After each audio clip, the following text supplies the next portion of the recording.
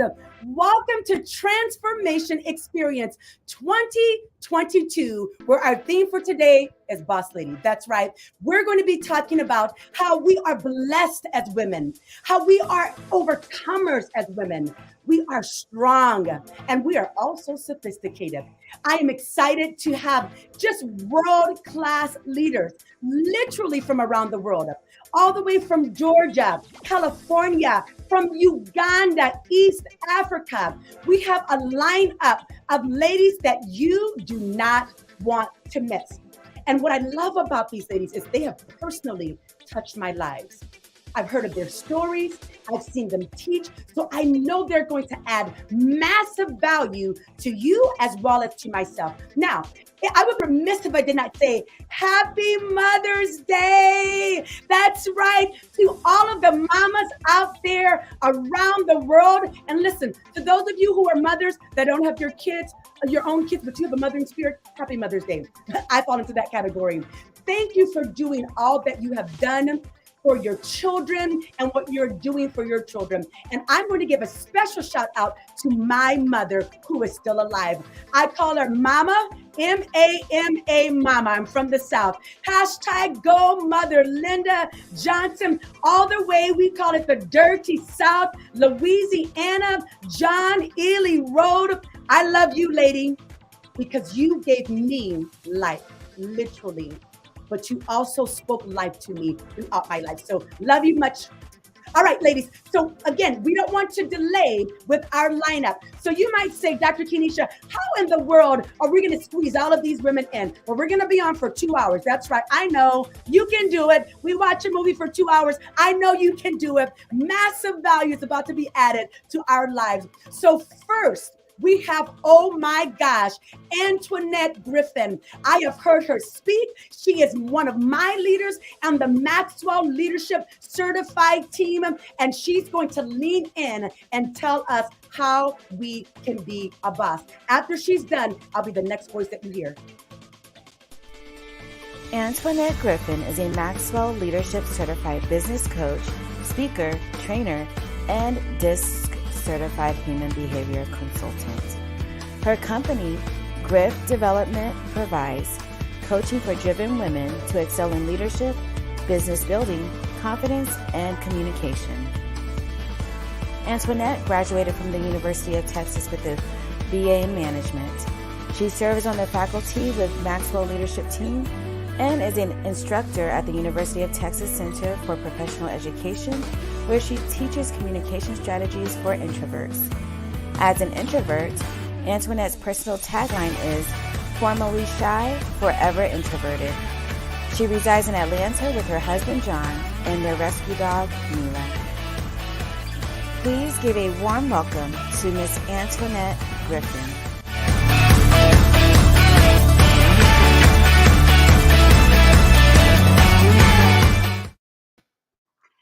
Hello, ladies. Well, I tell you, I'm already fired up just from Kenesha, and I'm sure you are all as well. Well, I am going to be talking to you about how I have been blessed and overcame a challenge, but I have to preface something with you. I am not perfect in this area. This is something that I really struggled with in my life, and I have overcome so much of it. But I'm going to give you some magic keys, but I'm not going to give you the magic keys to perfection because it's something that I still struggle with myself. But I have overcome so much. I'm at a place now that I never thought was possible before. And there's a highly likelihood that many of you watching today or watching this replay struggle in this very area. And some of you, it's a daily struggle. Some of you really, really, this is a challenge that affects you socially, physically, mentally, professionally. And others of you, you feel like you're at a pretty good place, but there's still some days that you go, you know what, I still struggle in this area. You know what that area is? That area is self-confidence. And you know why I know that all of you on here are struggling somewhat in this area?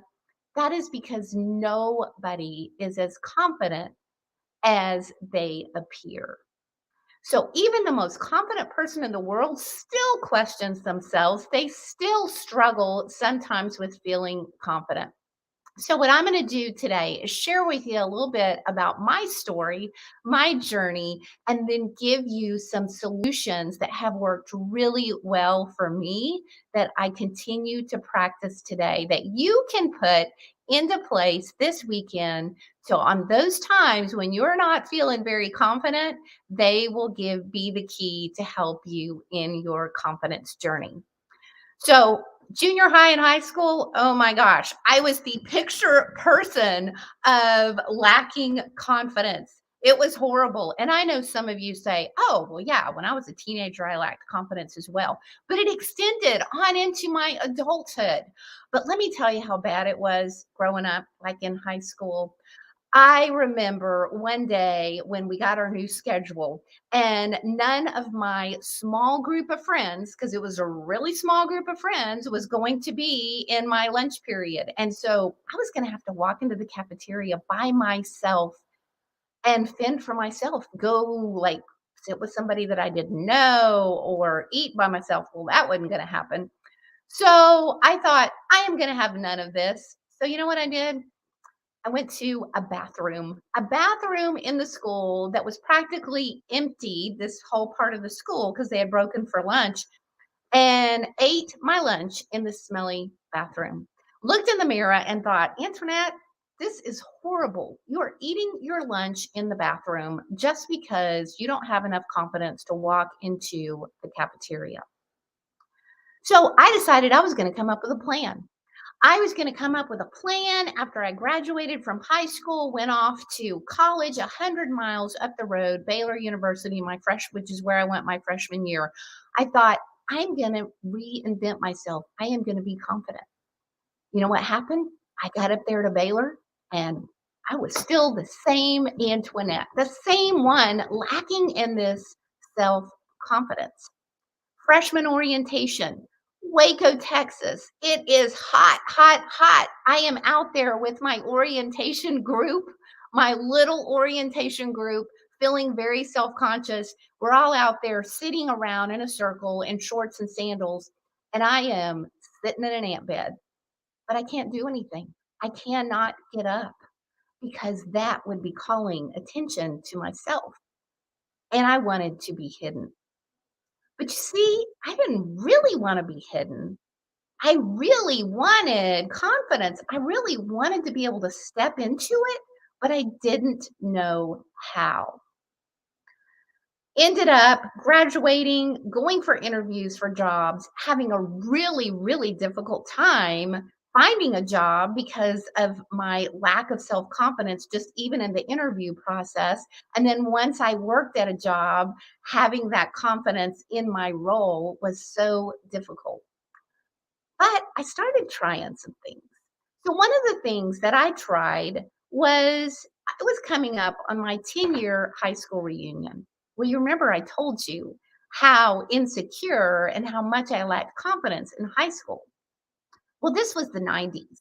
This was when you remember those of you that are old enough to remember. You remember those big suits, big shoulder pads, very bright colors, huge prints. I mean, these suits screamed. And I had one and I loved this suit. And I had worked at my job for a while and I felt comfortable enough to wear this suit. I always felt great in it. And then came the high school reunion. And I thought, I'm going to have to go by myself. I'm not dating anybody. I'm not married. I'm going to have to go to this high school reunion by myself. Well, like any woman, you're going to look in your closet and you're going to find out what are you going to wear. You're going to have that determination ahead of time of what are you going to wear to your reunion. And I saw that suit and I thought that would be making a statement. If I wore that loud suit to my reunion, do I dare do that? And I thought, you know what? I want to make a statement. I don't want to hide anymore. And so I was scared to death. I put on that suit. I walked into that reunion, and you know what happened? I showed up differently. I showed up differently all because of what I was wearing. And the whole mental part of it came because of that outward appearance. Because I felt like this suit, you gotta wear the suit. And so I decided if I was gonna wear the suit, then I was gonna mentally wear the suit as well. And like I said, I showed up so much differently.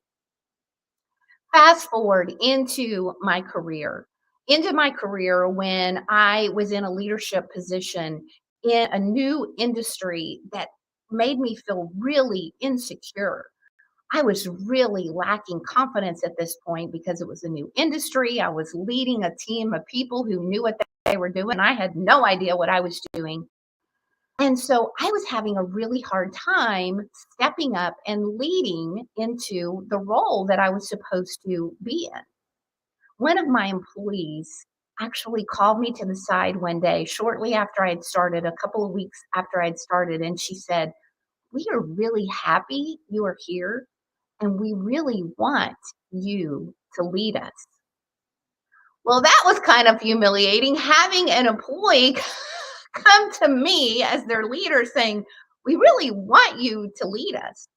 She was basically giving me the permission, even though she didn't have to give me the permission.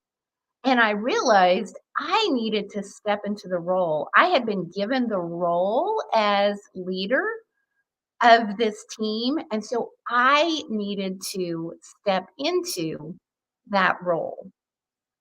I have found since moving here, even to Georgia, and leaving my network of people in Texas, I've found myself at this point having to reinvent myself because I'm having to meet people socially. I'm having to establish myself professionally.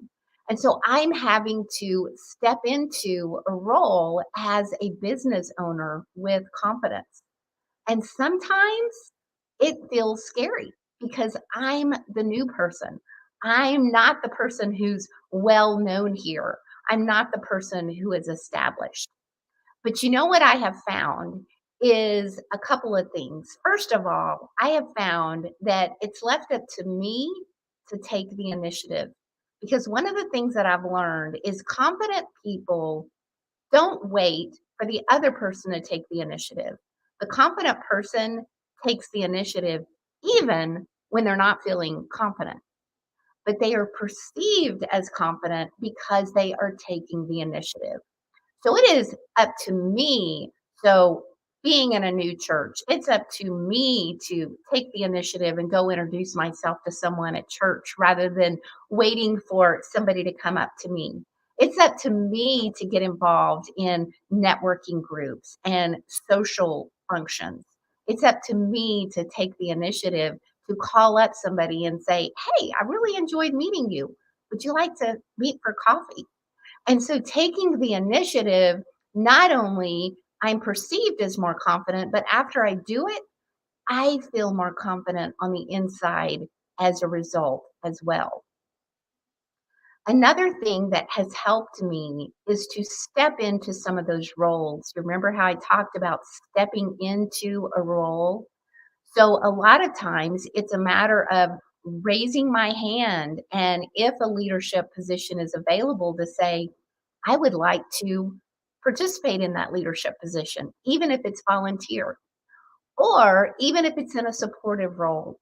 Because you know what happens when we step into some kind of role? It gives us the permission to be able to initiate. It gives us the permission to be able to exhibit that confidence.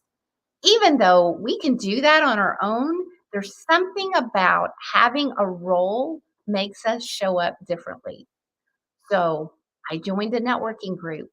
They needed help on a committee position, and I said, "I'll help with that."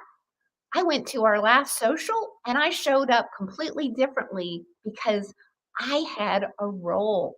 And so mentally, I knew that I belonged. And so it helped me to feel more confident.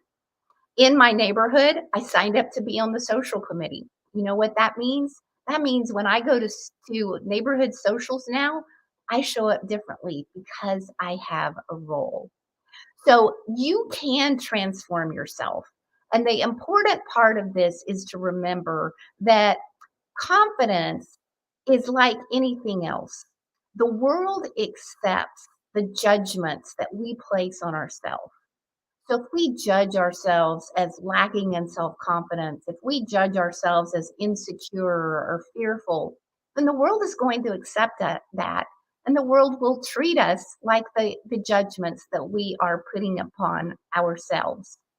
So why not show that you are going to step into confidence and the world will accept that if you step into it?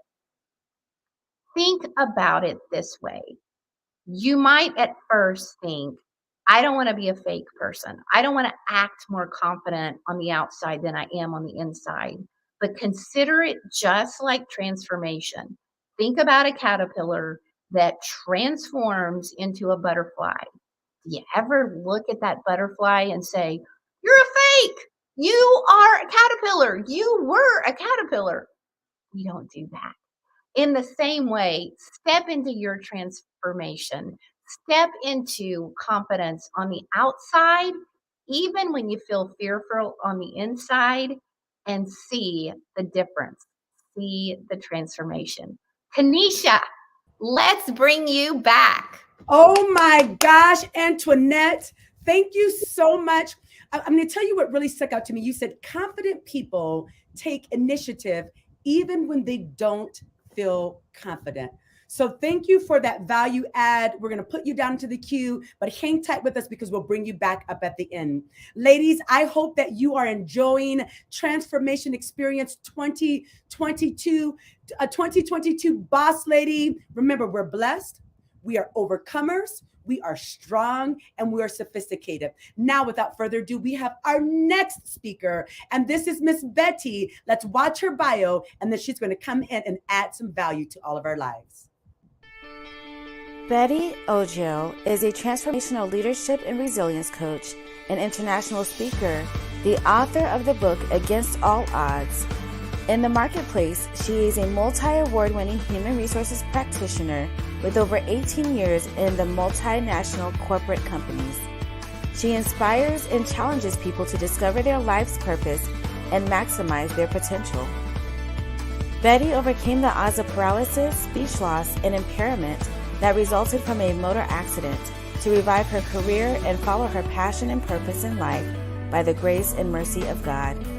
She hosts the monthly Life Transforming Against All Odds talks, which inspire, hopes, and builds resilience.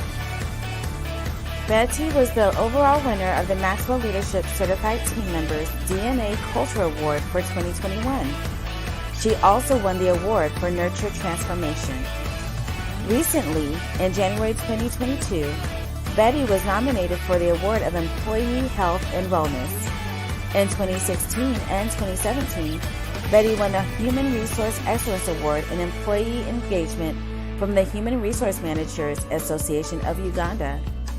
In September 2017, she received the Peacemaker Award from the Global Prosperity and Peace Initiative in Kampala. Betty was named as one of Uganda's top 40 under 40 most inspirational women by the New Vision, a leading newspaper in Uganda.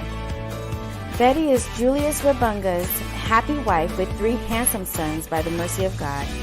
Betty believes that the past does not have to determine or define the future. Please give a warm welcome to Miss Betty Ojo.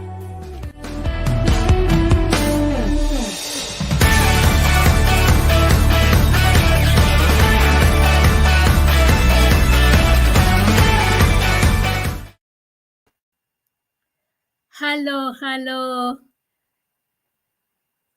Thank you so much for joining. My name is Betty Ogiel, and what I normally want to begin with is to say I am an inspirational speaker who speaks majestically. not my choice, but by circumstances beyond my control. But I am excited and blessed and feeling sophisticated to be here with you. Now, our theme tonight is boss ladies, boss lady, which means blessed, overcomer, strong, and sophisticated. Now, let me tell you about boss lady, what I believe. I believe that being a boss lady is a destiny. To be blessed is to walk in the path of God for your life. And when you know your mandate, you become fearlessly strong against the opposition. Why? Because we are not placeholders on earth. We are just not here to add onto the numbers and occupy space and live, survive merely to fend for ourselves. We are transformers as God purpose. Um, purposed us to be. That is why we have overcome many obstacles, many problems, many challenges, and we are still here. We are still um, alive, and this is a greatest testimony that we are still needed by the world. Women, both ladies, we are overcomers. We are not placeholders. And a blessed overcomer is a go-getter. And strength and sophistication is their um, their secret weapon. So, what does blessed mean to me? What does overcomer mean to me? What does strong mean to me? And what does sophisticated mean to me? Blessed means a destiny. We are all, as women, destined to be great, to be blessed. Even before we were born, God had purposed that we will be blessed. It is not something that you merely fluke. You cannot fluke. The destiny was settled before we were born, and we were duly equipped with the various gifts and talents to function as boss ladies. That is why we are being uh, uh, blessed to share in this platform as boss ladies. I will tell you my story. Before I was born, when I was still in my mother's womb, I faced I I overcame death in my mother's womb. Now we were poor and had one grass thatched house which was leaking. And so my mother, pregnant with me, 7 months, got on to the roof to repair the thatches, and she fell. She fell, and that was supposed to be my last day of surviving. But since God had already destined me to be a blessed overcomer, I overcame that incident while still in my mother's womb. So, what does blessed mean? I am, as leaders, as both leaders, as both mothers, wherever you are placed. I believe that we are blessed to be a blessing. We are blessed to be a blessing for those that God has placed and has entrusted under our care, under our leadership. So we are blessed to be a blessing to others.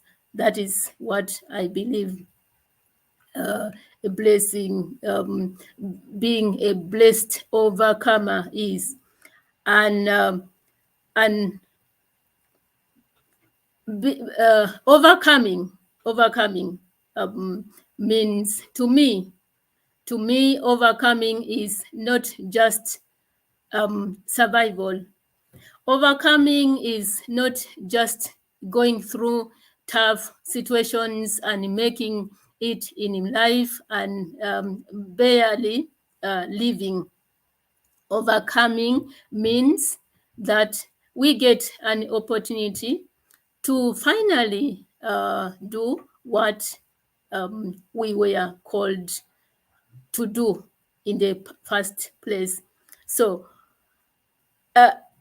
I believe you don't give what you don't have. I believe you have overcome many obstacles, and maybe someone watching, listening to us this afternoon, this night, wherever you are joining us from, is currently of undergoing a situation, an obstacle, or even you are about to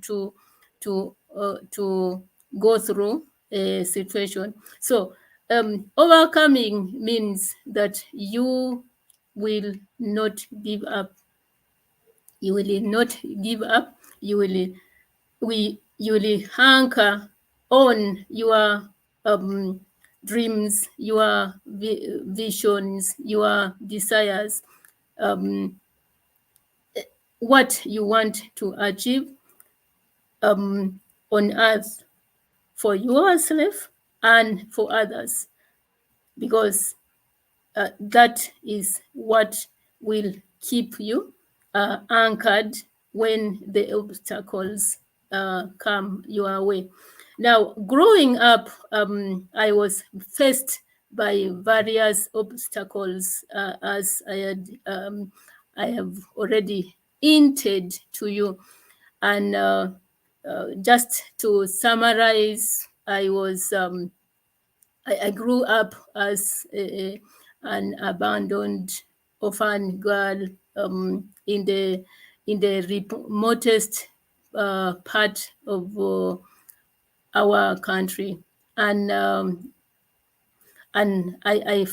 found myself at 14 years left alone to fend for myself. And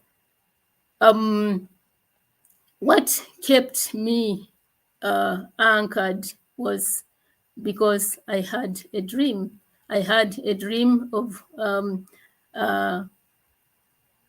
attaining education against all odds. And so I did everything possible to attain the education I I I so desired. I overcame even poisoning by a purported good Samaritan. I overcame being bitten by a snake at school. I overcame sleeping in the sports ground for 3 years while pursuing my degree course at the university. I overcame murder because I was sleeping where they used to murder students at the university. I also overcame accident, a motor car accident, which 15 years ago, which left me with a brain injury, a broken neck, paralysis from head to toe, and where I was declared 100% disabled. And yes, I overcame that one, and I lost my speech. I could not even make a sound. The only thing I could remove in my body was my eyes. Blinking my eyes was the only thing I could do. But I overcame that also. I also recently overcame the odds of being hit by COVID 2 times in a row, 2 years in a row. 2020 December, I had COVID. 2021 December, I had COVID. And this morning, I woke up with some dizziness. Then I spoke out loud, not today, death, not yet. Hold on, I have still something to do, and yes, I'm here, and I was able to speak to you and share my story. What is the point here? The point here is have a dream or an aspiration. It will keep you moving forward even when the odds are stuck against you. And so moving on, being strong to me means being able to value everyone, even those who persecute and hate you. You treat them with respect, and you challenge the status quo with the respect. Being a strong boss lady means you know when it is enough. You know how to walk away from situations that are not bringing out the best in you. Being strong means remaining powerful yet humble. Yes, admitting your faults as a boss lady and your wrongs where you have faltered, you admit. That is strength to me. Strength to me as a boss lady means that I will reproduce other boss ladies. The ability to lift others is strength to me. And being sophisticated as a boss lady means that I am courageous confident in who I am and in who you are, not seeking for external validation, but knowing your place and occupying your place unapologetically, without apology. Being sophisticated as a boss lady means you don't seek permission from the world, you give the world notice. So, be as boss ladies, we have to know that we are not placeholders. We are not merely surviving. We are blessed overcomers, blessed to be a blessing, blessed to lift others up, blessed to impact the world, and blessed to transform lives. And that is what a, being a blessed overcomer means to me. Kenisha. Ooh! Listen to me, my friend. You said boss lady is a destiny. And then you also said, which really touched me, you said, we don't seek permission from the world. We come to the world to give you notice that we are on the scene. So thank you so much, Betty, for sharing your story with us, being transparent. We're going to have you come back at the end with the rest of the ladies. So we'll drop you in the queue. I hope, ladies, that you are being blessed about being a boss lady. So now, without further ado, we're going to go to our third speaker. Her name is Deb. Her bio is going to come up. And then after that, hold on to your chairs because she's ready to add some value. See you soon. Deb Esslinger provides executive training, speaking, and coaching to support high-performing individuals and teams to achieve their desired results. She does this by lifting leadership lids, providing opportunities for individuals to learn and align with good values, and ultimately helping others unlock their given potential. She has a passion to help individuals gain insights on how they are naturally wired so that they can become better communicators and build meaningful connections with others. Deb is a Maxwell Leadership Certified Team Member. She has the honor of being one of the peer faculty members providing training and guidance to the 44,000 plus global team members. She also serves as the president of the President's Advisory Council, in which she leads nearly 300 global team members. Deb loves adding value to those who strive to add value to others. Given Deb's past leadership role as the executive director for a statewide nonprofit, she has developed extensive experience in operations management, strategic planning, and leadership development. That has led her to now serving alongside as executive partner to the executive director of the Maxwell Leadership Foundation. What drives Deb? Finding ways to serve and add value to others, along with spending time creating memories with her amazing husband and their two beautiful girls. She knows every day is a gift and should be lived to the fullest to create your best life. Please give a warm welcome to Miss Deb Esslinger.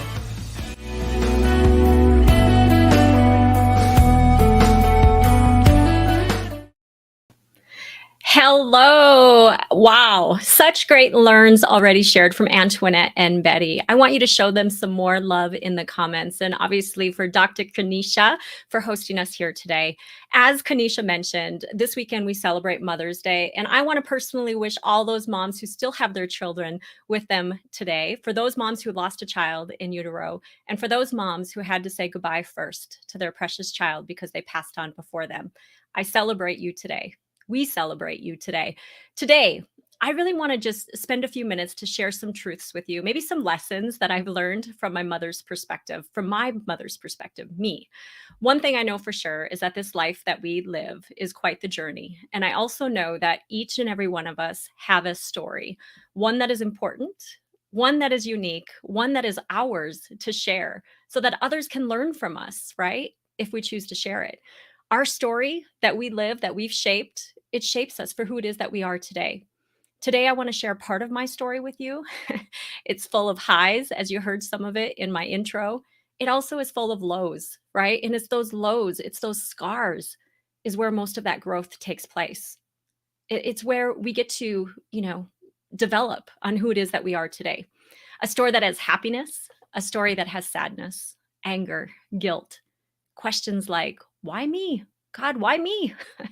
I don't understand. Just wondering, can any of you relate? Have you asked yourself those questions before? Well, I want to paint a picture for you of what it was like to be me back in September of 2020 or 2005, not 2025, right? But 2005 in September. I was a mother. I was a wife to an amazing husband. I had my 3-year-old daughter. I had a brand new baby boy who was just about 7.5 months old at that time. I was a successful business owner in my community. I had lots of titles, many of them, but none of them were real important except for being a mom, being a wife, being a child, right? And my day today at that time was to be superwoman, is what I felt like. And to do all things and to do all things really well, not just to check it off the list, but to have high expectations of myself. The truth was, though, and many of you may be able to relate, is I was exhausted. I was burnt out. I was distracted. I can tell you that I was not fully present in my day to day. Maybe you can relate. Maybe those brand new moms that might be listening here today. I was up 3 times nursing every single night. I was not getting much rest. I was not getting much sleep. I was busy with work, just coming off one of my busiest times of the season. But the key thing is I wasn't willing to accept much help, as I thought this was mostly my responsibility as a mom because I chose to work really hard to build a successful business, to raise a family at the same time, trying to be that superwoman. How many of you are trying to be that superwoman today? For some reason, I felt like I needed to do everything on my own, and I still had to prove myself to someone else. Boy, was I wrong. I was wrong. September 18th, 2005 changed my life forever. I was driving home in rural North Dakota on a beautiful Sunday afternoon.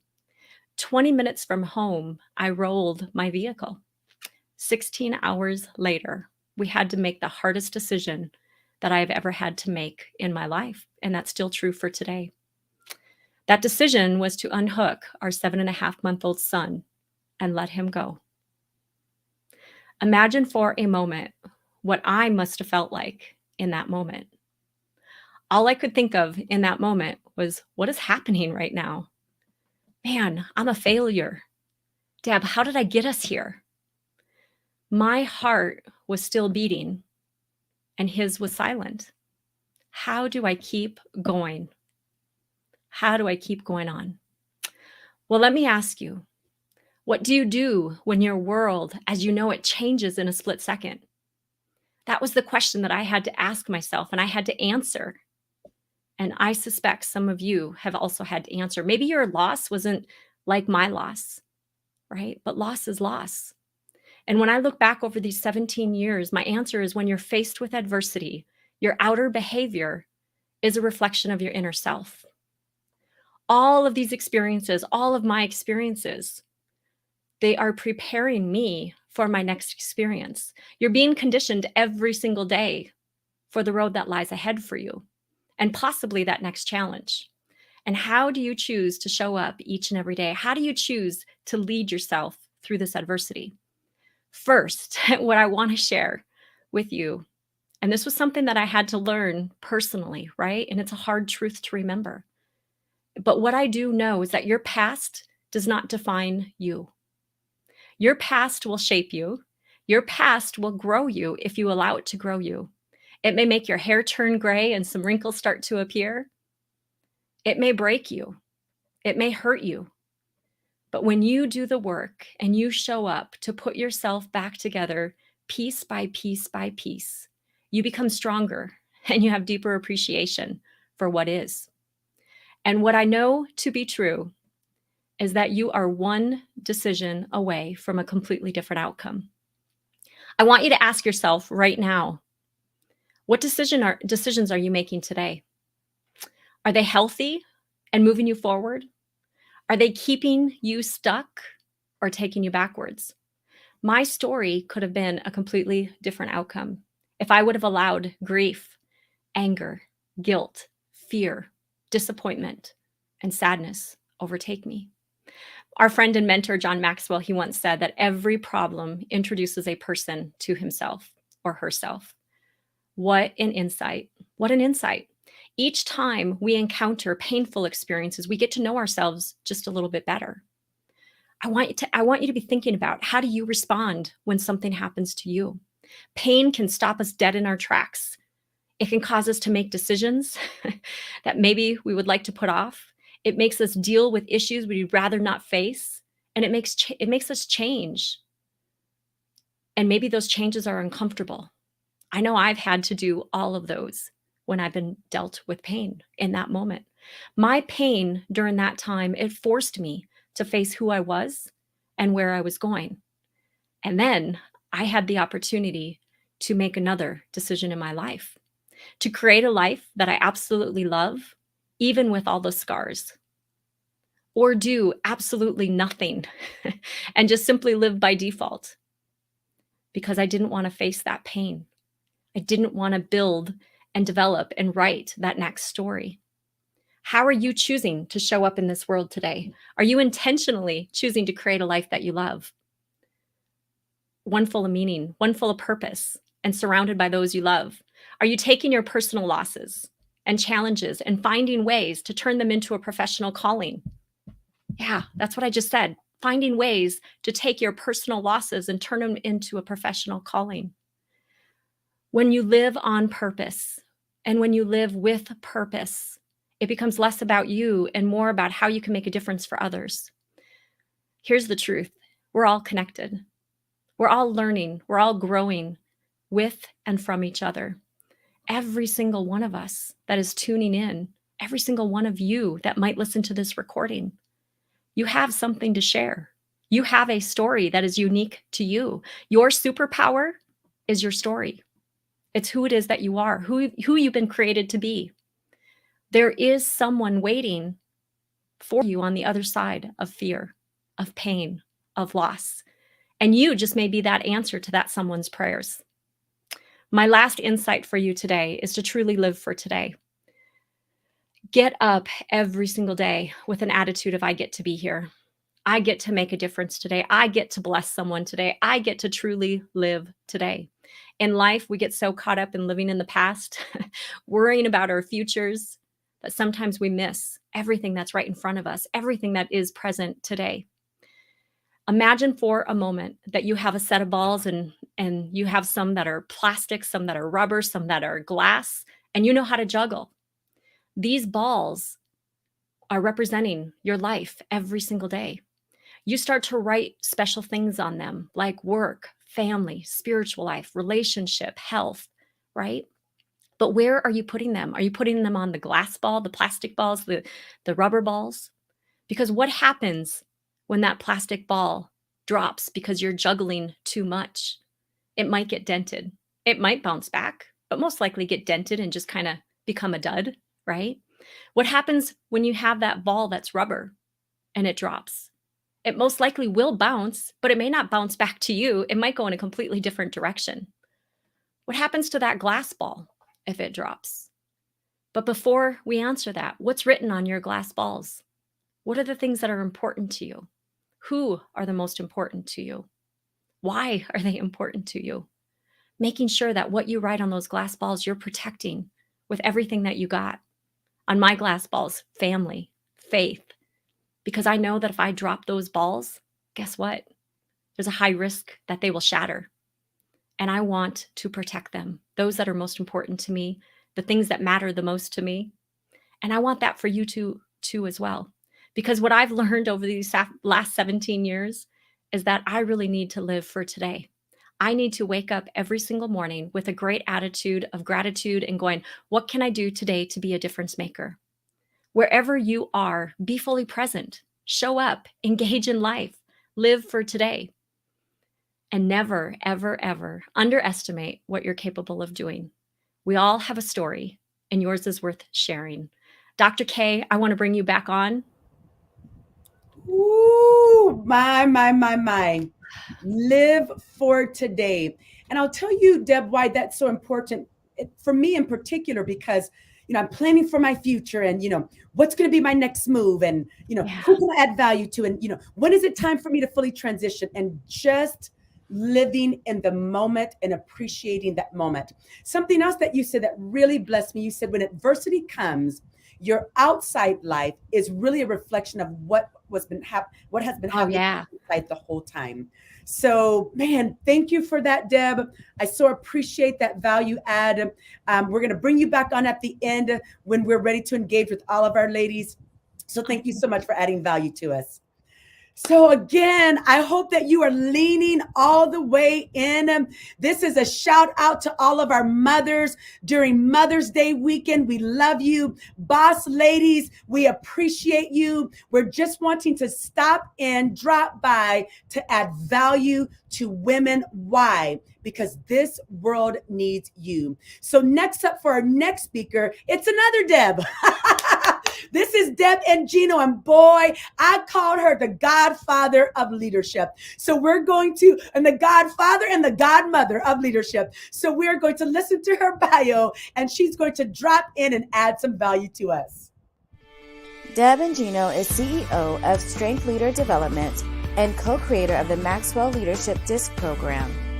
A highly sought-after executive mentor, consultant, and speaker worldwide, Deb is well-versed in business operations and in the importance of asking key questions most business leaders won't ask themselves. She brings deep experience in leadership development, strategy, high-performance team building, program development, and training to her work. Her passion is for leading people to discover and maximize their strengths, as well as those of fellow team members, while offering advanced strategies to achieve performance. Please give a warm welcome to Miss Deb and Gino.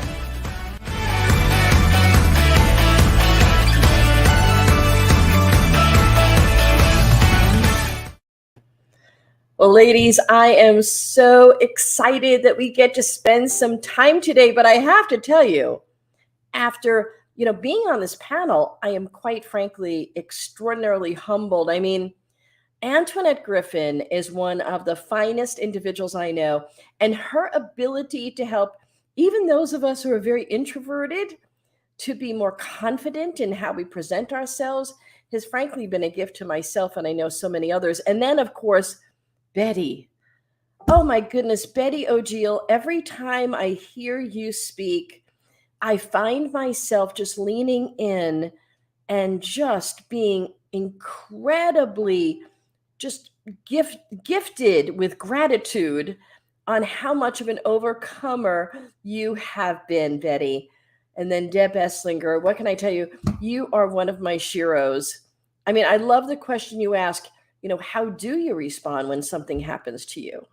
Because there's always going to be something that happens to us. And of course, in various degrees, but so much of what all of us as boss ladies, if you will, have to move through it's something that all of us can relate to, isn't it?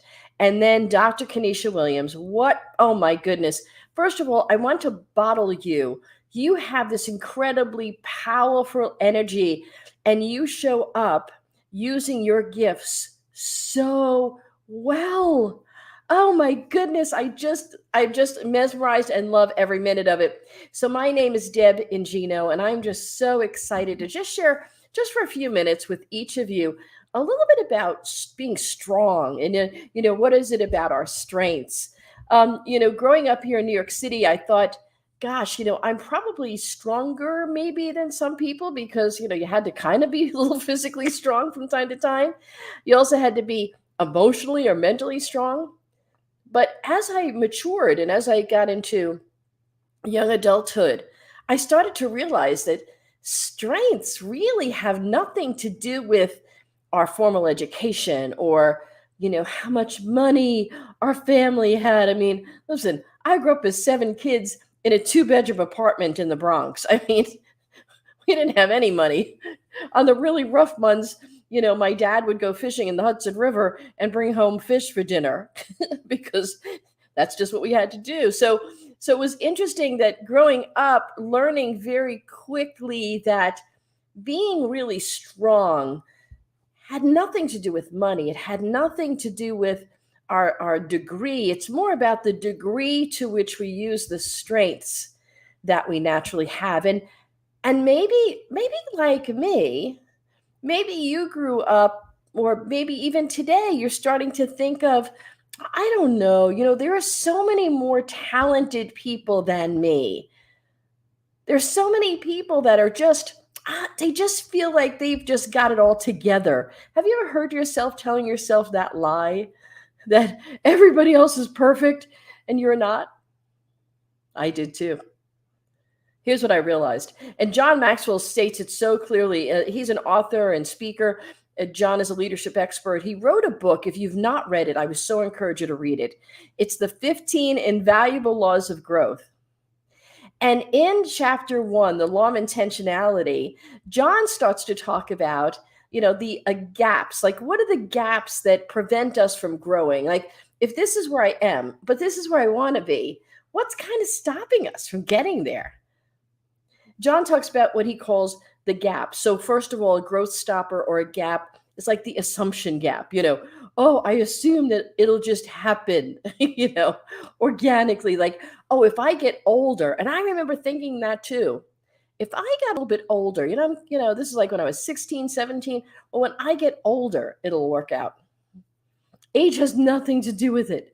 The amount of years that pass by have nothing to do with it. I mean, you may have met people like I have that say they have 18 years experience, but they have 1 year experience that's been repeated 18 times. They really don't have 18 years of experience. Or maybe that, the knowledge gap. I don't know how to grow. I'm not sure. Like, how do I move from one place to another? Or the timing gap. Oh, this is a big one for me. The timing gap says, well, it's not the right time. I remember when my husband and I were first married. We're married now 43 years. And when we were first married, it was like, well, it's not the right time for me to kind of do something incredible because, listen, we just got married. We're a young couple. And then for the first 9 years of our marriage, I struggled with infertility and suffered the loss of multiple babies through miscarriage. And I thought, oh, well, it's not the right time. There's just so much going on. But, there's really never the right time. There's only the time, right? Or the mistake gap. Some of us are so wired for perfection. We're so afraid of making a mistake. So therefore we do nothing because we think, well, I don't want to try to do something different or something that will add value to me in a major way until I feel I can be really confident and get it perfect. I hate to tell you, life is not perfect for any of us. It doesn't matter your gender. It's just not perfect, period. Or how about, the perfection gap or this is the good one, the inspiration gap. I'm not really feeling it right now. This is a typical New York statement. I don't know. I'm not really feeling it right now.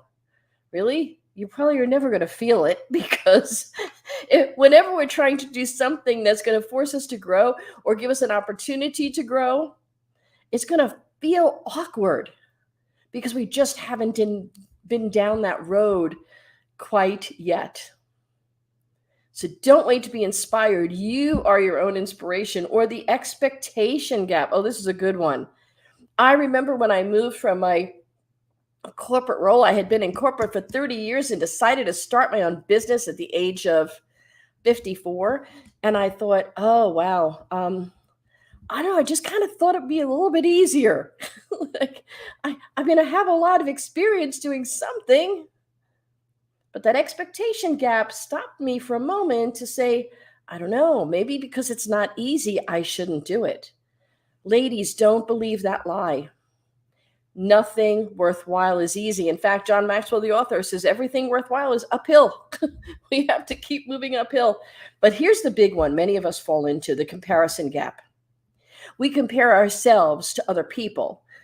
Others are better at this than I am. Maybe there's something you're aspiring to do. And that comparison gap that says, well, there are other people that are much better at it than I am. All that does is stop us. And what we often do is we take somebody at their best possible moment and we compare them at that moment to ourselves at our worst possible moment. And then the comparison gap is bigger.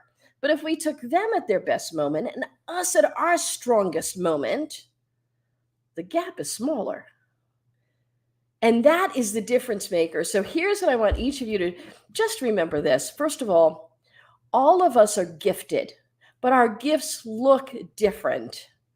So maybe you are incredible at creating things. Maybe you are an artist or a songwriter or a performer. Maybe you like landscaping. Maybe you're the type of person who likes woodworking. Maybe for you, you're actually gifted in the area of speaking. And for you, you just love being in front of an audience, right? You love meeting new people. You are the antithesis of what Antoinette was describing. You aren't going to eat your lunch in the ladies' room, right?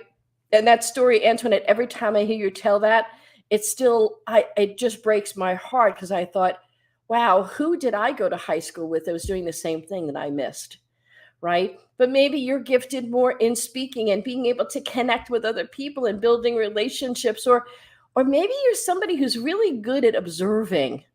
I have a daughter, Melissa, who's just outstanding at observing. Like she can just observe a situation or characteristics, behavior, and just give a straight on sort of perspective on what she just observed. Or maybe you're somebody who's just naturally gifted and talented at nurturing other people. I love Dr. Kanisha when you came on earlier and you spoke about, hey, happy Mother's Day, and you paid a beautiful homage and honor to your mom. And I give a shout out to my mom, Joan. Hey, Mom, hope you get to watch this. What was beautiful, you said, and for those of you who are maybe not natural moms, right, but sort of nurturers of others, I say that all the time, every Mother's Day, because I remember for the first 9 years of our marriage, how painful it was for me personally. Every Mother's Day, I wanted to just bury myself that day in my bed and not like move at all because the world was celebrating being a mom and I wasn't. Now, of course, we went on to have our daughter after that, and she's now going to be, I guess she's 33 now. I am old, man. Ladies, I am old. Don't let the hair color fool you. But it's interesting that for many of us, we have these strengths in very different areas. And because my area doesn't quite look as well as yours, Dr. Kanisha, I'm going to use you as a great example. You have this high energy capacity, which I think is amazing. I so love your energy. And I say, gosh, I wish I could bottle that up and take it with me, that energy, that strength of Dr. Kanisha's may be different than yours and certainly different than mine, but it doesn't mean we should compare ourselves to her. We should compare ourselves to the best person that we are. They say in growth, right? We're looking to grow ourselves as individuals. When we want to be stronger, don't compare yourself to other people around you. The only people we should compare ourselves to is the person we were yesterday. And I have to tell you, compared to yesterday, I'm doing pretty well because yesterday was not one of those, high point days. I hadn't slept the night before, just happens with old age. I woke up cranky, in pain with arthritis. I mean, I give you the laundry list of how horrible yesterday was. And then my goal for today, when I was kind of doing my prayerful time, I'm a woman of faith, so my prayerful time at the end of the day yesterday, I was like, okay, God, please help me just make tomorrow a little bit better than today, right? And then today I woke up Still didn't get a lot of sleep, but I have to tell you, I woke up and there was my husband had, before he ran out, he went and got me breakfast and coffee. And I was like, oh, I'm feeling a little bit better right about now. And literally I poured myself into, how can I show up better today than I did yesterday? What can I do differently? How can I bring my own natural strengths to what I have to attack in the day? And I have to tell you, if that's something that is of interest to you, you're going to want to connect with Kenesha. She can help you in that area in dramatic ways. But nonetheless, here's what I just want to share with you. Margaret Thatcher, who is one of my all-time sheroes, okay? She was the Prime Minister of the United Kingdom from 1979 to 1990. And I think the reason she even got my attention was she was voted in the United Kingdom as the Prime Minister in 1979. It was the same year my husband and I got married. And it's just, so she was in the headlines and it kind of captured my attention. But I love what she shared. She said, being powerful is like being a lady. If you have to tell people you are, you aren't. So don't try to tell people how powerful you are. Don't try to be who Kenesha is, or Antoinette is, or Deb Esslinger is, or Sweet Betty O'Giel is. Be the best version of who our Creator created you to be. And when you show up in the world with those strengths and gifts and talents and you pour them out, my friends, you are stronger than you can ever have imagined. So Kenesha, I want to welcome you back today too. Listen, Deb, like I said, the godfather and godmother, you're both. You're both. I love that, by the way. I am going to adopt that title. And I'll tell you what really blessed me about these gaps. It's that comparison gap that really gets us. And particularly, I think, especially as women, where whether we're introverted or extroverted, our eyes are looking at others. And we oftentimes see the best in them, like you said, and we don't see the best in ourselves. So ladies, beware of that comparison gap, because each of us, we are our own boss lady in our own right. So thank you so much, Deb. We're going to put you down in the queue and bring you back up at the end. Thank you so much. Ladies, again, I hope that you are just being blessed today as we're hearing from these world leaders, these women who really love you and want you to be better. I want to be better, and I want you to be better. So we're going to listen to our next commercial, and then I'll be the next voice that you hear. Hi, I'm John Maxwell. When the top companies in the world are looking for trainers, speakers, and coaches, there's one name that stands above the rest, and that's Maxwell Leadership. Our certified team members have gotten proven results for companies all over the globe, and our reputation, I'm proud to say, is second to none. Some of our members have risen to the top of their profession, including the one you're going to meet today. I proudly introduce you to my friend, Dr. Kenesha Williams. Where does a coach belong? Should they be ahead of you, clearing the path for you, or behind you, cheering you on? Actually, it's neither. The coach's place is by your side, helping you find your footing each step of the way. Hi, I'm Dr. Kenesha L. Williams, a Maxwell Leadership Certified coach, speaker, trainer, and teacher. I am passionate about personal development in all its forms, but my specialty is coaching. I get up each morning excited because I get to watch my clients achieve their goals. There's nothing quite as satisfying as walking alongside someone as they become the person they want to be. And if you have a goal you're striving toward, or even if you're just looking for some direction on your way, I want to partner with you in that process. John Maxwell has been one of the world's foremost leadership and personal growth experts for more than 40 years. As a Maxwell certified coach, I am uniquely and powerfully resourced to help you accomplish anything. What does your dream need from you? What do you need to do? Who do you need to meet? Where do you need to spend your time and resources? As your coach, I'll be here to guide you toward those answers to the questions. I want to help you make the uncertain certain. Together, supported by proven effective self-development principles, we will put a plan in place that grows you steadily toward your goal. The greatest investment you can make is in yourself. Let's make it together. Contact me today to start making your dreams a reality.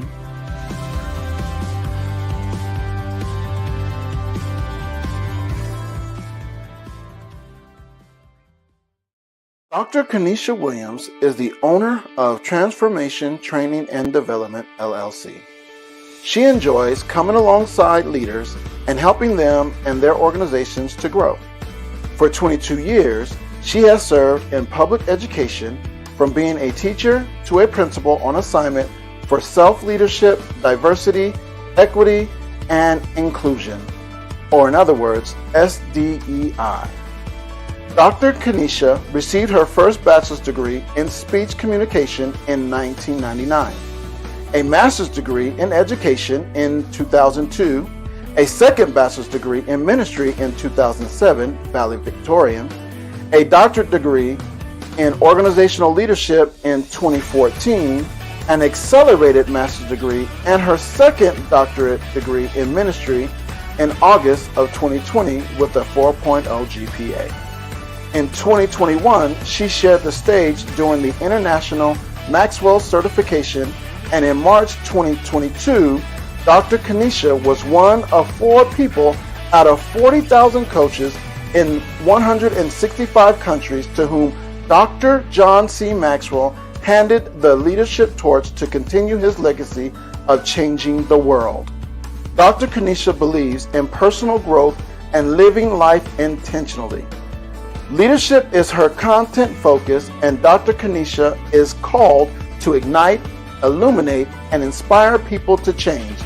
However, the most valuable thing to Dr. Kenesha is not her resume, but it's her relationship with God, and she will never compromise. Family and friends, please give a warm welcome to Dr. Kenesha Williams.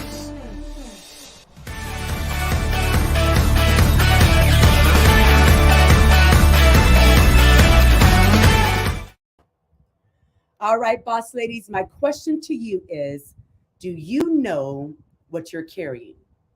So I can remember it like it was yesterday. I sat on the edge of my bed with the knife in my hand. I was done. My life was over. Let me just say, this was Dr. Kenesha at the time. And I wish that I could say this was in my early teens. I wish that I could say that this was in my 20s, but it was not too many years ago. And I sat on my bed ready to end it all because of me, because of the mistakes that I had made. I heard one of my friends earlier say that adversity, Deb said this, adversity brings out what's on the inside. And you see, I was in a situation that I had gotten my own self into. Now, you heard my resume, doctor. My first doctorate is in Dr. Dope Fiend moves. Your girl was Dr. Dope Fiend. Because I was making bad choices over and over and over. Degree, bad choice. Another degree, bad choice. 6 figures, bad choices. Kenesha. So I know what it's like to be despondent. I know what it's like to be hopeless. I know what it's like to be on the edge of the bed, ready to take your own life. Now, what could have gotten me to that point? It's because I was a public success, but I was a private failure. My outside did not align to my inside. So I was a boss to everyone outside of me with what they saw. But on the inside, I was dying. On the inside, I had lost it. So you might say, okay, I thought you were going to bring me up. Well, obviously you see me here, so that means I didn't do it. There's hope. There's hope after this. So ladies, it doesn't matter where you are right now. Guess what? It doesn't even matter what you've done. It doesn't matter that you did it to yourself. All that matters is that you have another day with another chance to make a different choice. That's what boss ladies do. Even when you don't feel blessed, you are. Even when you don't feel like you are an overcomer, you are. When you feel weak, you have nothing, you're still strong. And when you feel like you are worthless, you still better put your shoulders back, girls, and be sophisticated. That's what boss ladies do. Now, let me tell you this. Last year, Forbes came out with a list in 2021 of the world's most successful women. And one of those women is Mackenzie Scott. She's worth I repeat, $34 billion. Now, she is a philanthropist. She is an author, but she's most famously known as the former wife of Amazon's founder, Jeff Bezos. Now, what I love about her is that in 2019, after divorce, check this out. It says that she signed the giving pledge. She said this. She was going to give away over half of her worth, of her income, by the time she leaves this earth. Over half. That's pretty major. In 2020, it says that she gave $5.8 billion to about 500 nonprofits. To me, that's a boss move. In 2021, she gave $2.74 billion to 286 groups. And what I love most about her is this. When she gives, she has this no strings attached to her name, which means she's not going to give and then want her name attached, but she's going to give and then let those organizations decide what they're going to do and how they're going to employ that money. To me, that's a boss lady move. But listen to this, she's divorced. Even after being married for 25 years and the marriage didn't make it, she still understands that she's a boss. How about Madam Vice President Kamala Harris? Now, I just have to take this time to say we are in the same sorority, Alpha Kappa Alpha, Sorority Incorporated, Ski-Wee, my soror. Here's what I love about her. She's a boss. Why? Because she is a bunch of firsts. First time in 2010, she was the first African-American and the first woman to be California's Attorney General. Another first for her. 2016, she's biracial. So she's the first Indian American to be elected in the United States Senate. 2021, she became the first woman, the first Black person, and the first South Asian American woman to be the U.S. Vice President. And because she went to a historically Black university, she is the first graduate of one of those universities to ever be the Vice President of our country. So I'm going to tell you about another boss lady that perhaps doesn't have the pomp and circumstance. Her name is Mary. She was born in Israel 2,000 years ago. She was a Jewish girl. She didn't have a lot of money. Her family did not have a lot of money. But what she had was a pure heart. What she had was an obedient spirit. Mary was blessed. And she was so blessed. And she was such a boss that she carried what I think is the most important person on this earth, other than you and I. Got that? Other than you and I. And his name was Jesus. And though no pomp, though no circumstance, though not a lot of money, though a little Jewish girl, Mary was a boss, and she knew what and who she was carrying. So my question again to you, boss ladies, is what are you carrying? Here's a quote that I love by Maya Angelou, and she says this: if you're always trying to be normal, you will never know how amazing you can be. So is the goal for us, boss ladies, to fit into the mold of your sister, of your friend? Is the mode for you to be the best duplicate and replicate of your mentor and coach? I think not. In order for us to be the bosses that we are to disrupt the norm and be all that we have been created to be, which is distinctly different. I love what Deb and Gino said about the gift. There's no comparison gap. We're not going to compare ourselves. We're going to be our own boss. So when we're looking at boss, the first thing is we are blessed. And why are we blessed, ladies, boss ladies? Because each of us have a very distinct grace gift, a gift that is distinctly yours. Now, here's another quote by Marie Curie. Now, she's a Nobel Prize winner. And she said this: life is not easy for any of us. Woman, man, girl, boy. It's not easy. But what of that? We must have perseverance and, above all, confidence in ourselves. We must believe that we are gifted, ladies. We are gifted, boss ladies, for something that this thing must be attained. So we are blessed. You are blessed. As I look at you out there, you are blessed with the grace gift. The question is, do you know what you are carrying, boss lady? What is your gift? Is your gift that you are a leading lady? You are great at leading. Go out there and operate in that. Don't be normal. Is your gift that you are good at loving? Now listen, I've been known to not have a lot of patience, right? I'm a D. That's my personality. I'm working on that, right? But if you're loving and you're patient and you're a nurturer, go out there and do it with all of your heart, boss lady. You might be good at creating, just the way that your mind works. You see big picture and vision. Go out there and create even the more, boss lady. If you are good at mothering, and I don't mean like Deb said earlier, that you are a mother. I'm not a mother, but I love to mother. I love to pour into others. Whatever your grace gift is, boss ladies, go out there and do that to the full. Now, when we're looking at boss lady, we're looking at overcomer. And I just want to say this, Betty, I loved your story of how you have overcome.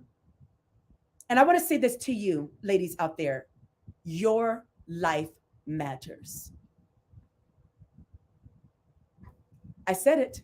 Your life matters. Ladies, you are an overcomer. You matter. You matter. And if you're looking around and saying, who is she talking to? I'm talking to you. You matter just as you are.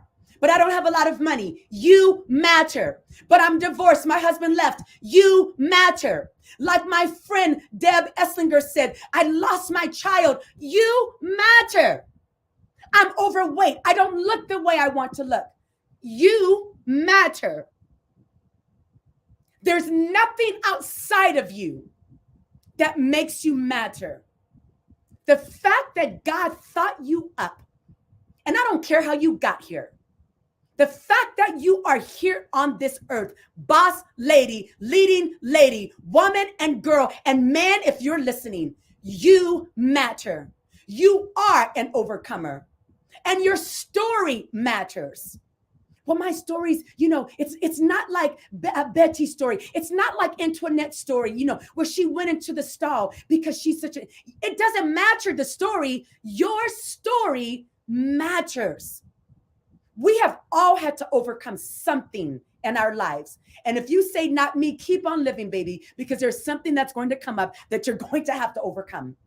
And in that, still know that you matter, your life matter, and your story matters. Here's a quote that I used before that I absolutely love. And this is by Hillary Clinton. She said this. She said, we need to understand that there's no formula for how women should lead their lives.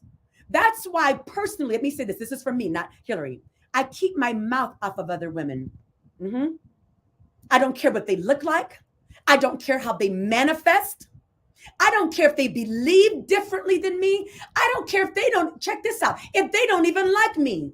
I keep my mouth off of other women because there's no formula of how to be a woman. So I'm going to finish this quote in just a second. But I was at a party the other day with one of my friends, or for one of my friends, and they were going on and on about how well she cooks, and she's single like me, and you're going to get a man and get married because you can cook well. And I kept thinking, well, if that's what the qualifier is, I guess I'm out. Because I can't cook well, and I'm not even trying to learn. But what I love about that is you don't have to cook well to be a boss lady. You don't even have to be feminine like to be a boss lady. There's no formula of how to be a woman. I heard this out there. It's not a quote, but this saying, do you, boo? Do you how you do it? Because nobody else can do you like you can do you. Let's go back to Hillary Clinton's quote. It says this, that is why we must respect the choices that each woman makes for herself and her family. We may not know why this woman is doing that. Remember, there's no formula, so keep your mouth off of other women. It says every woman deserves the chance to realize her God-given potential. So my question to you, boss lady, as you are an overcomer, do you realize and recognize your God-given potential? And boss ladies, we want to be strong. Strong. Now, I used to bodybuild and I had some great muscles, not so much right now, but I'm not talking about that. I'm talking about strong on the inside. And here's another quote from Audre Lorde. She said this, when I dare to be powerful, to use my strength and the service of my vision, then it becomes less and less important whether I am afraid. So in the face of fear, we should stay strong. In the face of turmoil, we should stay strong. And I don't mean strong like we're pretending. I mean through the tears, we stay strong. Through sitting on the edge of your bed with a knife in your hand, something can well up and rise up in you, boss ladies, so that you remain strong. My mentor and friend, Dr. John C. Maxwell, says this. He wrote a book called Failing Forward. He also wrote a book that said, sometimes you win, listen to this, and sometimes you learn. So we don't ever lose if, boss ladies, we know that we have evaluated experience. The decision that I made that landed me on the edge of that bed, you're probably like, what was it? Listen, that one, that's none of your business. Two, I would tell you, but we don't have time for it today. Maybe tune in for the next transformation experience and we'll go a little bit deeper into the tea about why I was on the edge of the bed. But it's like what one of my other friends said, it doesn't matter why. We have all encountered something. And if you didn't have an edge of the bed moment with the knife, you wanted to. Let's just be honest. You probably wanted to. And thank God that we did not. What I've coined is failure is my friend. So when I face failure, when I face fear, I don't run. Well, sometimes I do run. Come on. You want me to be honest with you? Sometimes I do run. But before long, I pull myself up and I keep going in the right direction. And boss ladies, we want to be sophisticated. We're going to sit up for this. I want you to sit up in your chair, whatever you're sitting in. I want you to put your shoulders back because a boss lady is sophisticated. Coco Chanel, who's a fashion designer, said this. She said, elegance is, listen to this, when the inside is as beautiful as the outside. So I got my hair done and have my lashes on and my beautiful golden black shirt that I've been waiting to wear. And this was the moment. But that's not really what I'm talking about for sophistication. That's a part of it. I'm talking about the inner beauty, the inner light that every boss lady possesses. Why? Because beauty is not enough, boss ladies. We must have the attitude and the brain to be our sophisticated selves. And that's what this world is needing, for us to understand the beauty of our hearts and the beauty of our mind and the beauty of the gifts that God has given us. And when I look at this last portion of being a boss lady, my absolute favorite word in the entire world is transformation. Why? Because I've had to do it over and over and over. I make a lot of mistakes, folks. I make some unintentional, but a whole lot on purpose. And a whole lot on purpose, not because I want to, just I have problems.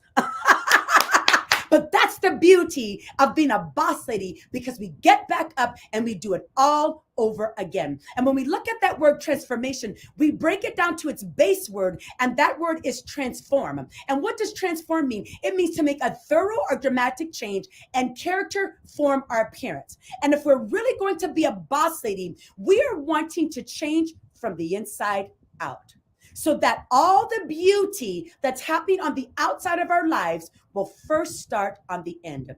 And as I'm wrapping up, from Diane Marie Child, she said this: a woman is the full circle.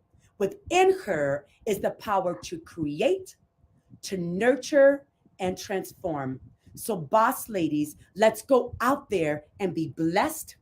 Let's be the overcomer that we are. Let's show that we are strong, and let's be sophisticated from the inside out.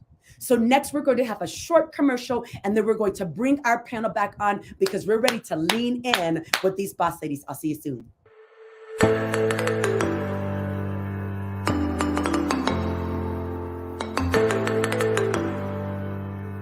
Hello, this is your friend, Dr. Kenesha Williams, the owner of Transformation Training and Development. I have an announcement for you.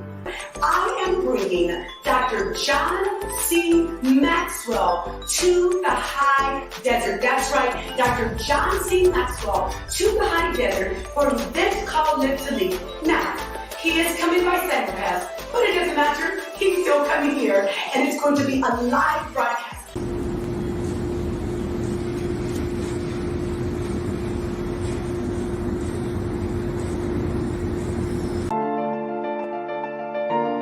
Every one of you have a journey to take.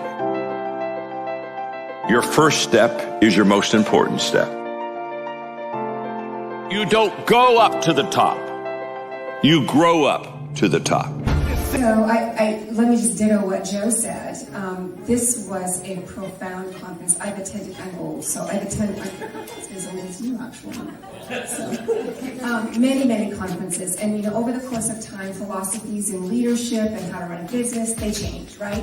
And so, Dr. Kenesha, I called you yesterday because I had heard about John Maxwell, but I never read any of his information. And I thought, I'm going to sit in this other thing, and I'm going to just be nodding off before noon and thinking that it's going to be very sales pitchy. And so I called you saying, I just want you to know I'm an unabashed Christian. And for me, leadership is all about gleaning the wisdom from the Bible. That's the procedures manual, right? And the issues of the heart flow from that.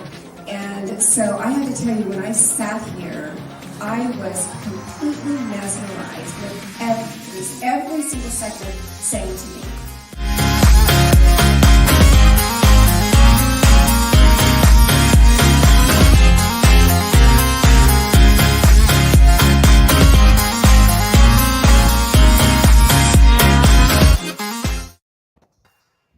Hello there. Welcome back, panel. Welcome back. So I just want to put a quick plug in. Live to Lead 2022. Listen, we're open for registration. So you do not want to miss out. My mentor, Dr. John C. Maxwell, Patrick Lencioni, and tons of world-class speakers will be there. So you can go to www.drkeneshawilliams.com to register, get more information about that. October 7th, right here in the high desert. Now, ladies, enough of that. Woo-wee, Antoinette Griffin, Betty, Deb E, Deb and Gino, what in the world? How did I get so blessed to have you ladies on this panel? So let's do this. I'm just going to start in the order that we spoke. And I like just for you to say, like, what's on your heart and your mind right now? Because I know you are overwhelmed by all of these ladies. So we're going to start with Antoinette, and then we'll go in that same order. What do you want to just speak into the lives of these boss ladies that you're watching? Oh my goodness. Thank you, Dr. Kenesha. I mean, just the hearing what others around us people that we respect and look up to have overcome. And I did not know your story, Kenesha, Dr. Kenesha, and just that is so inspiring. And I think for any of us, on those down days, we're going to think about stories like that. Thank you. Absolutely. You said down days. How about down years? Up, down, up, down, up, down. But thank you. Come on, Miss Betty. Well, for me, I came here to be inspired, and I am completely and completely, honestly inspired by the powerful stories. Thank you for inviting me to be part of this great panel. Thank you. Absolutely. And Betty, you are in East Africa right now. Tell us what time it is right now, your time. It is 5 minutes past midnight. Woo! Give it up for Betty. Bless your heart.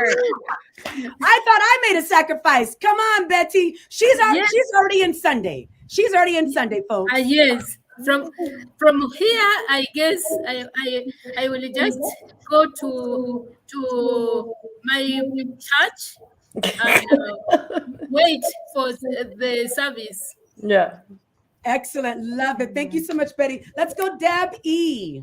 Deb E, I'm with all of you, just feeling very blessed to be in this room. And I think the thing that really speaks to me right now is if I look across all of these faces and hear all of the stories, is that we're all so very different, but yet we're also very much the same. And the thing that connects us is our heart.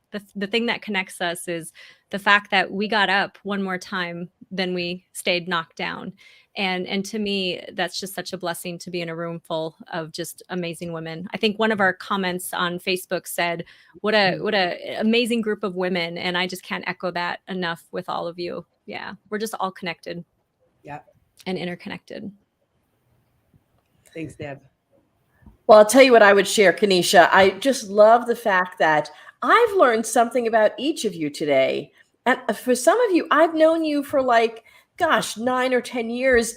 And yet I find myself in this Facebook Live, YouTube Live, learning something so inspirational about each of you. And I just want to say that I wish there was a program like this when I was a young adult. Yeah. So I could have just the benefit of using somebody else's experience in my own life. Thank you, Deb. So we have a few moments, ladies. So I want to jump into our first question. And today's theme is Boss Lady, using the following acronym: blessed, overcomer, strong, and sophisticated.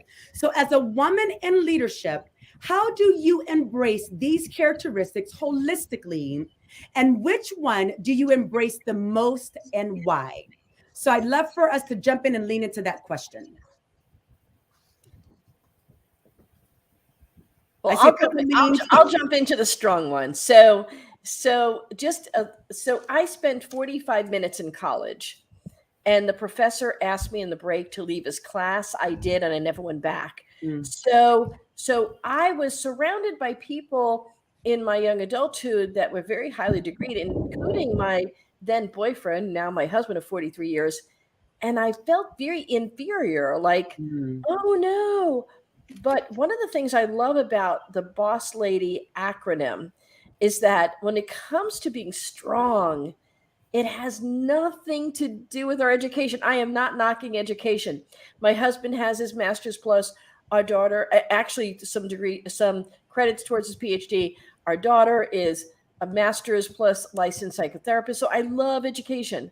For me, it wasn't something I grew up with. So what I love, though, is that each of us, no matter who we are strong in our own way.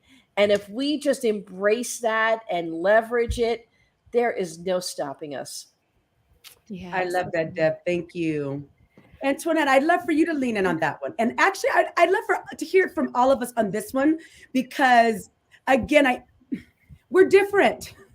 We're different. And Deb, what my pastor teaches us is a degree is just that. It's a little piece of information. That's right. It's a little piece of knowledge. And that's why the beauty, I love the beauty, that what the integrity is from the inside out. So thank you for saying that. Let's go, Antoinette. Well, certainly, and I know all of the other ladies on here, including you, Kanisha. Blessed is really where it's all at, right? Because the Lord has sent us those people in our lives, has sent Right. us those resources and ability to overcome those things. But for me, looking back in my life professionally and personally, I'm able to see how the Lord brought certain people and circumstances into, like, out of my comfort zone for me to be able to go, okay, I've got to step into this and into the next thing. So being able to overcome, but in such a way where, and somebody said this on here, that he's preparing us. I think it was you, Deb Essinger, that we're being conditioned. That's what you said. And I don't know if you remember the exact words you used, but I love that, Deb Essinger. Something about we're being conditioned for our next experience, Challenge. Mhm. our next challenge. Yes. And so that's really in the nutshell. You said it, Deb. Yeah, I agree with you, and I'm just going to piggyback off of what Antoinette said. Is I think through all of the challenges and obstacles, because many of you know more of my story, and I was born into hard. I know we hear our CEO Mark talk about that as well. As I wasn't supposed to be born. Let's just talk about it, right? And I was born into hard, and the reality of it is during every single one of these challenges, I can identify someone or something that became a blessing to me or for us to make it easier for us to just get back up and to go do the next thing. And specifically with that major life defining moment in my life of losing a child, I needed many blessings around me to make it, to give me that hope, to give me that keeping my eyes fixed on him and fixed on moving forward. And so it is one of my personal missions every single day is waking up. And one of the 5 questions I ask myself in the morning is, who can I be a blessing to today?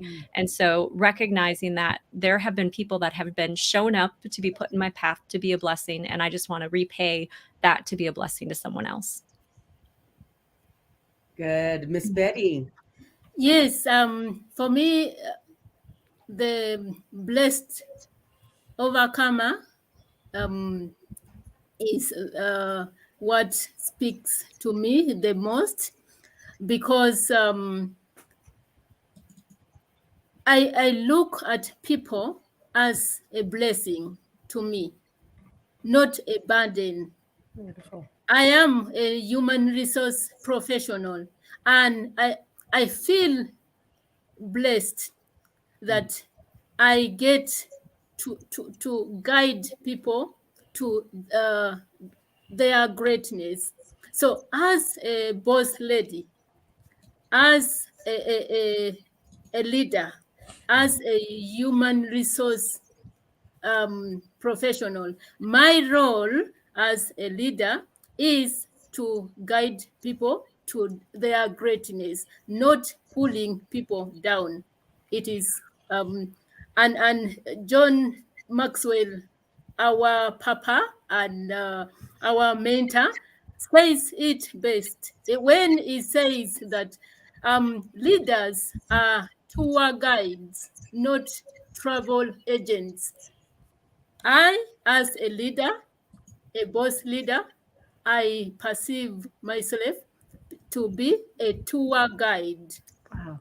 not a travel agent. I cannot take people where I have not been. I have to take people where I have been. Thank you.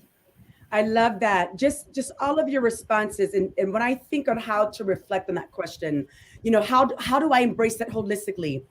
Pretty good most times. Let me just be honest with you. I embrace it pretty okay most days, right? And the one I think that I lean into the most is probably that overcomer. And it's connected to my favorite word, transformation, because I just feel like over my adult life, I just after being divorced, and those who know me know that I love kids and wanted 10 kids, growing up, like literally I wanted 10 kids. And so then what happens after there's no husband and then there's no child, and now you're in your 40s, and all of these things that are happening, and the mistakes that I've made because I wasn't where I thought I should be in life, and having to go through public embarrassment, right? But then picking myself back up over and over and over again. And so that's the word I think that resonates with me the most, is how to come back from a fall and how to be an overcomer. So boss ladies, I think we might have time for one more question, one or two more questions. So let's go to our next one. And my question is this for you: how do you maintain authenticity as a boss lady and balance the rest of your life in a very practical way? Whether you are a wife, a mother, a sibling, a friend, in your social circle, how do we bring balance while still going out there being a boss lady?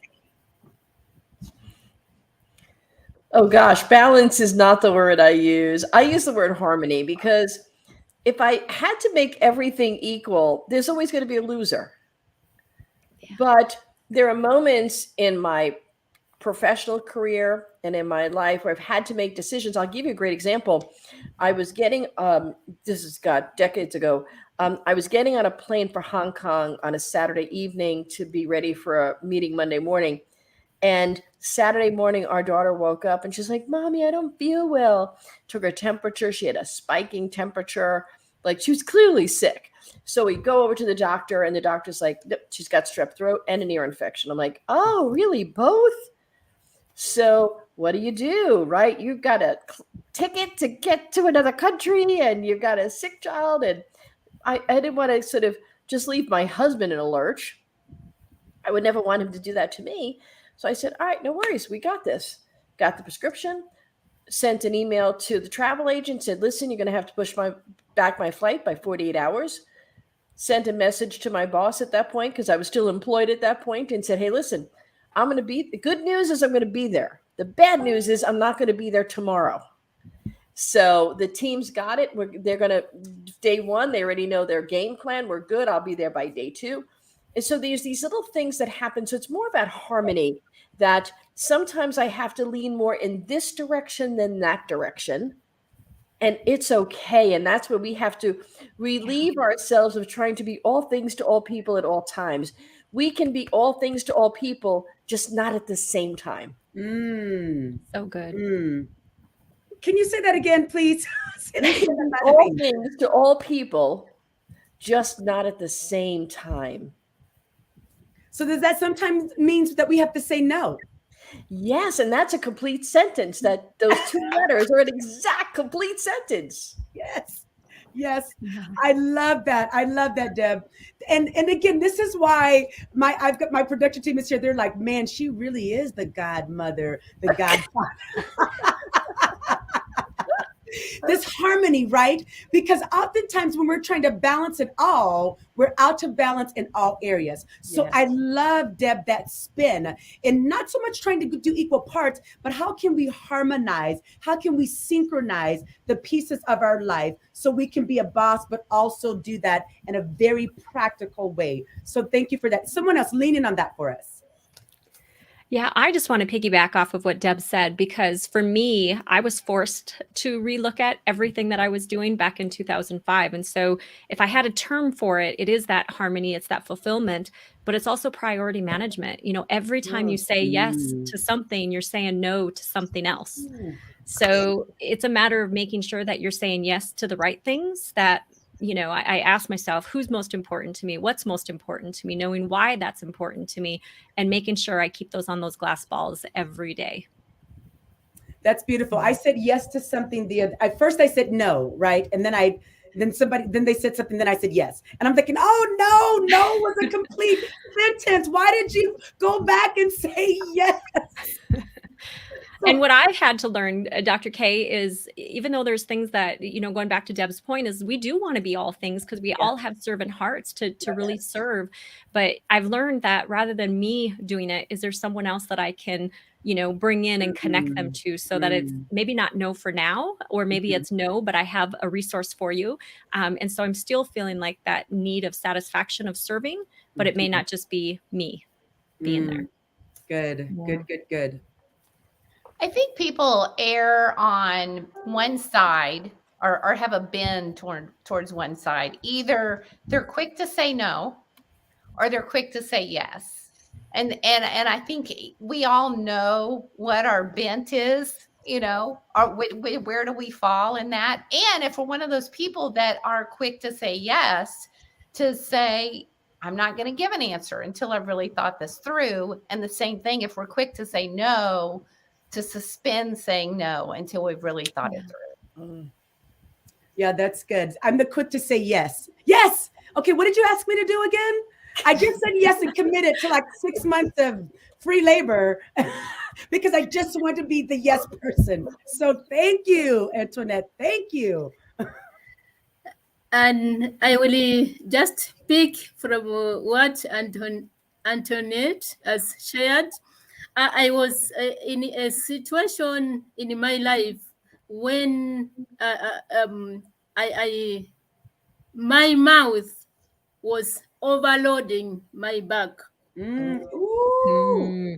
And it is because I wanted to be everything to everyone, like Deb in Gino said, and I had no priorities set, like Deb said.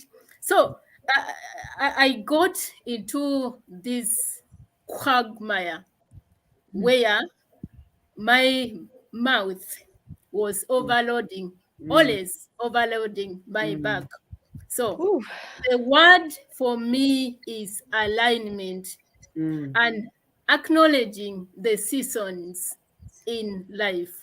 Right now, I am in a season of a transition. I quit my job, and I joined the Great Resignation 5 years ago, when I was when God guided me to come up with my transition plan. I did not know that the future held with it COVID-19. I did not know that the future was full of uncertainty. So for me, it is alignment, awareness of the season in my life, and accepting and adjusting to the season in my life, and living my life according to my core values. Because again, I realized that my mouth was overloading my back, and true to that, I have backache. I'm struggling with the backache. So No, that's so fun. I love that. My mouth was overloading my bag, which caused the backache. So good. So I think when I think of that, about having what you said, Deb, harmony, and I'm in a huge transition, right? And really sort of finding like the ultimate destiny and purpose, and wanting to do everything and be all things to all people. And that alignment piece for me has been very difficult, to be very transparent, and learning when to say no, learning when to say, okay, there's a cutoff and I am going to go to sleep. And I do love everyone, but I have to get rest. So that has not been easy for me. And Deb, one time, if you remember, I was on a call and I said, I'm tired. And she said, suck it up, buttercup. Put your big girl pants on. She said, I remember that call. you're in the stretch. It's called the law of the rubber band. You'll be fine. I'm like, okay, all right. I'll suck it up, buttercup. No, she did not say that. It was close to I it. think I actually did, to be honest with you. I really think I did. But I tell you what it caused me to do and really continues to cause me to do is to grow and to mature and to really refine. And because really, can we be all things to all people? One of my friends did her dissertation about, I believe I'm the queen of multitasking in my own mind. And she did her dissertation work, and the research says there really is no such thing as multitasking. That's what the research says. And even hearing that, I sort of tucked that away, and I'm trying to do all of these things. And now I've shifted into a season of, like what I think you said, Deb, what is the thing I'm supposed to be doing? What is really the most important priority gift that I'm supposed to be focusing on, and not because of money, and not because of title, and not because I've done it for 22 years. What am I really supposed to be doing? So I'm like right in the middle of that. So thank you, ladies, for your value at here. So as we are closing out, I want each of you, and we're going to start in the order that we spoke. I want you to leave us with, what's your boss lady nugget? Look into this camera and tell us, what's your final nugget that you want to leave with the ladies of this world on how they can continue to boss up and be a boss lady. We'll start with Antoinette. Remember, no one is as confident as they appear. So when you have those days, when you're feeling insecure, when you're questioning your abilities, when you're questioning your worth, step into your greatness and do that with action, and you will feel it on the inside. So good. So good, Antoinette. Thank you. For me, is to drop all the excuses we give ourselves as women, as mothers, as sisters, and procrastination. Drop the desire for perfection, because the boss lady is here to transform, change, impact, and color this world with our destiny, designed purpose for which God brought into the world. So dare to reproduce other blessed overcomers. Thank you. Thank you, Betty. So good. You know, I think my final wisdom, if it is wisdom, right? It's life, this life that we are given. It's not just about finding yourself. It's really about waking up every single day, intentionally choosing to create your life today and to create yourself, because, you know, we're given we're given choices. We're given, you know, just a beautiful new day to make a different decision. And every single, you know, decision you're making could really give you a completely different outcome from where you are today. So keep your eyes forward, keep your eyes fixed on him, and just make it a great day today. Thank you so much, Deb. You know, I would share, Kanisha, that we've heard the term beauty is in the eyes of the beholder. Blessed is in the eyes of the beholder. Overcomer is in the eyes of the beholder. Strong is in the eyes of the beholder, right? Sophisticated is in the eyes of the beholder. And the beholder, ladies, is you. It's not anybody outside of you. It is you. So I want each of you to just know that you have been uniquely gifted, talented, wired to do incredible things. And your way is going to look different than mine, than Kanisha's, than Deb's, than Betty's, and Antoinette's. All of them highly valuable, equally gifted. And man, I cannot wait to hear your stories. Thank you, Deb. Oh my gosh, ladies, listen, my cup is so full right now. And here's what I want you to do. I want you to make a promise to me that you're going to share this. I know that we're coming to a close, but that you're going to share this with a woman or a girl that perhaps was not on with us right now. Share this with them so that their cups can be full as well. And my final boss wisdom nugget is, go out there and be all of you that you were created to be. The scripture says that you are beautifully, listen to me, look in my eyes, that you are beautifully and you are wonderfully made, just as you are, looking how you're looking, with what you have, with what you do not have. You are beautifully and wonderfully made. And this world, I need you. This world needs you. And just like what Deb said, we want to hear your story. I hope that we've added value to you. Go out there, ladies, be blessed.